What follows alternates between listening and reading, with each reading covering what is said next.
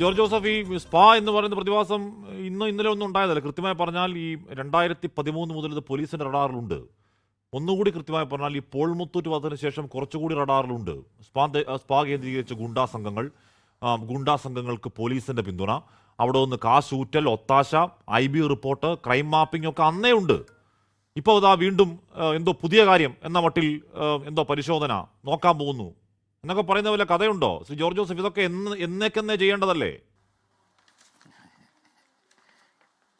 ഇത് എത്രയോ നാളുകൊണ്ട് ഇത് കേരളത്തിൽ നടക്കുന്നു.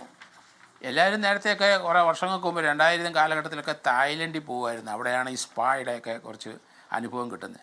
അതൊക്കെ ഇപ്പോൾ നിർത്തി. ഇവിടെ തന്നെ ഉണ്ടല്ലോ, ആയിരക്കണക്കിന് സ്പായുണ്ട്. അപ്പോൾ അവിടെ തന്നെയാണ് മലയാളികൾ ഭൂരിപക്ഷം ആൾക്കാർ പോകുന്നത്. പക്ഷേ ഇത് നിയന്ത്രിക്കുന്നത് ആരാണ്? ഗുണ്ടകളും അതുപോലെയുള്ള ആൾക്കാരൊക്കെ തന്നെയാണ്. കാരണം ഇപ്പോഴത്തെ അനുഭവം നമ്മൾ കണ്ടല്ലോ. അങ്ങനെയുള്ള സ്പായി പോയി ഒരു പെൺകുട്ടി ഇതുപോലെ ക്രൂരമായി കഴുത്തിന് കത്തി വെച്ച് റേപ്പ് ചെയ്താൽ അതിന് ആ ഗുണ്ടയ്ക്ക് അറിയാം അവനെ ഒന്നും ചെയ്യാൻ ഒക്കില്ല, അവൻ ജാമ്യത്തിൽ ഇറങ്ങി അങ്ങ് പോകും. അപ്പോൾ ഇതിനകത്ത് നമ്മൾ പോലീസ് ഉദ്യോഗസ്ഥർ പല ആൾക്കാർക്കും പ്രോസിക്യൂഷൻ എന്താണെന്ന് അറിയത്തില്ല. ഒരു ഗുണ്ട ഇതുപോലെ ഒരെണ്ണം ചെയ്തിട്ടുണ്ട്, 15-ാം ദിവസം ചാർജ് ഷീറ്റ് കൊടുക്കാവുന്നേ. ഇവരതൊന്നും അടിച്ചു മാറ്റിക്കൊണ്ടിരിക്കുകയാണ്. കാരണം പല താല്പര്യങ്ങളും, അന്വേഷണം വളരെ സ്ലോയിൽ പോവും.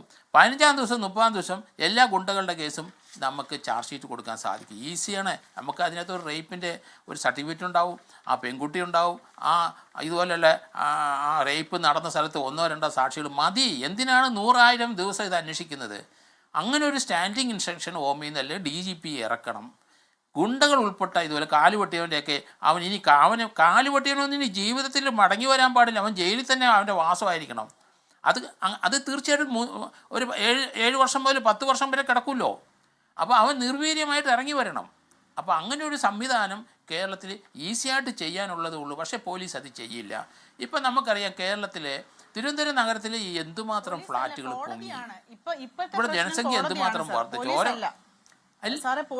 പോലീസ് മാത്രമല്ല, ഇല്ലില്ല, അത് പറ്റൂല. കാരണം ധന്യ അത് അങ്ങനെയല്ല, ധന്യ ഒരു അങ്ങനെയല്ല. അല്ല, ഞാൻ പറഞ്ഞ കേട്ടോ, ചെയ്യുന്നുണ്ട്. പക്ഷെ കോടതികൾ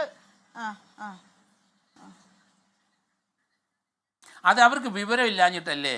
കാരണം ഒരു 15 ദിവസം 30 ദിവസത്തിനകം ചാർജ് ഷീറ്റ് കൊടുത്തേ. എന്താ ഇവിടെ നടക്കുന്നത്? അവന് ജാമ്യത്തിൽ പോകുന്നതിന് മുമ്പ് അവൻ്റെ ശിക്ഷ വരും. അത് കോടതിയെ കുറ്റം പറയുന്നത്. കാരണം പ്രോസിക്യൂഷന് നടത്താൻ കേരള പോലീസിന് ഇപ്പം കഴിവുള്ളവരില്ല.